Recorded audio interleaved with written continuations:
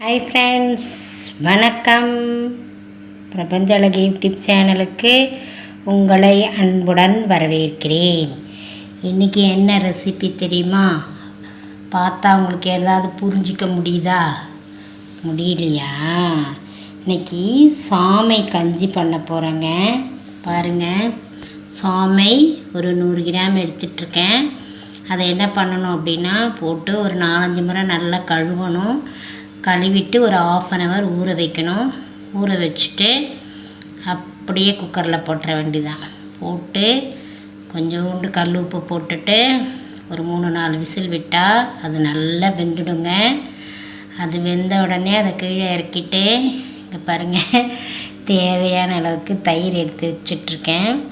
அதை மோராக்கி அதில் ஊற்றிடுவேங்க. ஊற்றிட்டு பெரிய வெங்காயம் கட் பண்ணி வச்சுருக்கேன், ஒரு 2 பெரிய வெங்காயம் வச்சுருக்கேன். இதை போட்டு நல்லா கலந்துட்டு குடிச்சிடுவேங்க. சின்ன வெங்காயம் கூட போடலாம். நான் ஏன் சின்ன வெங்காயம் போடலை அப்படின்னா, எனக்கு கொஞ்சம் பல்லு வலிக்குது. அது கூலிங் கொஞ்சம் அதிகம் சின்ன வெங்காயம். அதனால் நான் பெரிய வெங்காயம் எதுக்கும் சேர்த்துப்பேன். போட்டு நல்லா கலந்துட்டு தொக்கு வச்சுருக்கேன். தொக்கை வச்சு தொட்டுன்னு சாப்பிட்ற வேண்டியதான். காலை பிரேக்ஃபாஸ்ட்டு ஓவர். நம்ம இந்த இட்லி, தோசை, பூரி, பொங்கல்லேருந்து வாரத்துக்கு ஒரு 3-4 நாள் விடுதலை கொடுத்துட்டு இந்த மாதிரி சிறுதானிய கஞ்சி எடுத்துப்பேன். எல்லாத்தையும் காயெல்லாம் போட்டு கஞ்சி வைக்கலாம் தான், நம்ம ஒரு ஆள் தானே. அதுக்காக எனக்கு வெங்காயம் ரொம்ப பிடிக்கும். வெங்காயம், மோர், துளி உப்பு, கொஞ்சம் காரத்துக்கு தொட்டுக்கிறதுக்கு ஏதாவது ஊறுகாய் இருந்ததுன்னா அதை வச்சுட்டு குடிச்சிடுவேன். நீங்களும் ட்ரை பண்ணி பாருங்கள், எப்படி செய்யலான்னு பார்க்கலாம் வாங்க. இப்போது நல்லா கழுவி ஊற வச்சுட்டேன். ஒரு 1/2 hour ஊறட்டும். ஊறினதுக்கு பிறகு குக்கரில் போட்டு ஒரு 3 டம்ளர் தண்ணி ஊற்றுவேன். ஊற்றி கொஞ்சம் உப்பு போட்டு வேக வச்சுட்டு பத்தலை அப்படின்னா மறுபடியும் கொஞ்சம் வெந்நீர் தண்ணி வச்சு ஊற்றுவேன். சில நேரம் தண்ணி கரெக்டாக இருக்கும், கரெக்டாக வரும். சில நேரம் கொஞ்சம் தண்ணி ட்ரை ஆகிடும். அப்போ சுடு தண்ணி ஊற்றிக்கலாம், ஒன்றும் தப்பு கிடையாது. ஊற வச்சுருக்கேன். குக்கரில் போட்டு காட்டுறேன். இப்போது நல்லா ஊறிட்டு பாருங்கள். இப்போ குக்கரில் போட்டுடலாம். போட்டுட்டு நல்லா ஒரு செம்பு அளவுக்கு தண்ணி ஊற்றணும். ஒரு 1/2 லிட்ரு நான் ஊற்றுறேன்.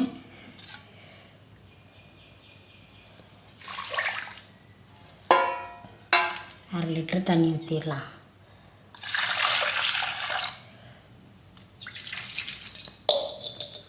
ஏன்னா இது குட்டியாக இருக்குது பார்த்தீங்களா, வராது டக்குன்னு. அதுக்கு தான் தண்ணி ஊற்றி சொல்கிறேன்.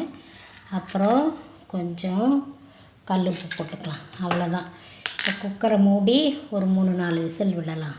விட்டுட்டு காட்டுறேன்.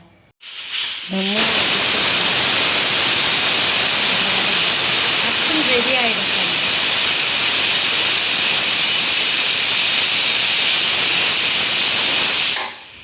நல்லா வெந்துச்சு பாருங்கள், செமையாக வெந்துருச்சு. 3 விசில் விட்டால் போதும், சூப்பராக வெந்துச்சு. இதில் இப்போ நான் கொஞ்சம் வெங்காயம், மோர் ஊற்றிட்டு காட்டுறேன். நல்லா வெங்காயம் போட்டுட்டேன், தயிர் ஊற்றிட்டேன். இன்னும் கொஞ்சோண்டு தண்ணி ஊற்றி நல்லா கலந்துக்க வேண்டியதான். ஏன்னா நான் இப்போமே குடிச்சிடுவேன், அதுக்காக நான் பச்சை தண்ணி ஊற்றிக்கிறேன். கொஞ்சம் நேரம் கழித்து குடிக்கணுன்னா வெந்நீர் வச்சு ஊற்றலாம். இது போரும். இது அமிர்தமாக இருக்குங்க. சூப்பராக சாமை கஞ்சி ரெடி ஆயிடுச்சுங்க. பாருங்கள், தயிர் போட்டாச்சு, வெங்காயம் போட்டாச்சு. உங்களுக்கு காரம் வேணுன்னா பச்சை மிளகாய் போட்டுக்கலாம். எனக்கு காரம் வேண்டாம், ஏன்னா நான் நிறைய வெங்காயம் போட்டிருக்கேன். அதிலே கொஞ்சம் காரத்தன்மை இருக்கும். எப்படி நம்ம சாமை கஞ்சி இதில் காயெல்லாம் கூட போட்டு பண்ணலாங்க. எனக்கு காயெல்லாம் போட்டு பண்ண வேண்டாம், எனக்கு இப்படி பண்ணுறது தான் ரொம்ப பிடிக்கும். ரொம்ப ஈஸியாக இருக்கும். டக்குன்னு காலையில் நீங்கள் குடிக்கிறதுக்கு இந்த மாதிரி ரெடி பண்ணிக்கலாம். கஞ்சி ரெடி ஆயிடுச்சு, குடிக்கிறதுக்கு வாங்க. ஈஸியாக பண்ணியாச்சுங்க.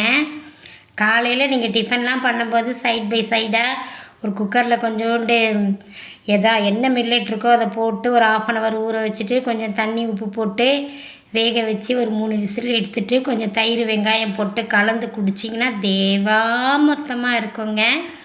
நான் இந்த மாதிரி தான் ரைஸ் ரொம்ப எடுத்துக்க மாட்டேன். இந்த மாதிரி கஞ்சி, காய் அந்த மாதிரிலாம் தான் காலையில் சாப்பிடுவேன். ஒரு வேளை தான் ரைஸ் எடுத்துப்பேன். முடியாத பட்சத்துக்கு தான் நைட்டுக்கு டிஃபனுக்கு இட்லி அந்த மாதிரி எடுப்பேங்க. முடிஞ்சதுன்னா மத்தியானம் ஒரு வேளை தான் ரைஸு. பாருங்கள், சாம கஞ்சி ரெடி ஆயிடுச்சு, சாப்பிட வாங்க. ரொம்ப ஈஸிங்க. பிரபஞ்சத்திற்கு நன்றி. தேங்க்யூ. கஞ்சி குடிக்க வாங்க.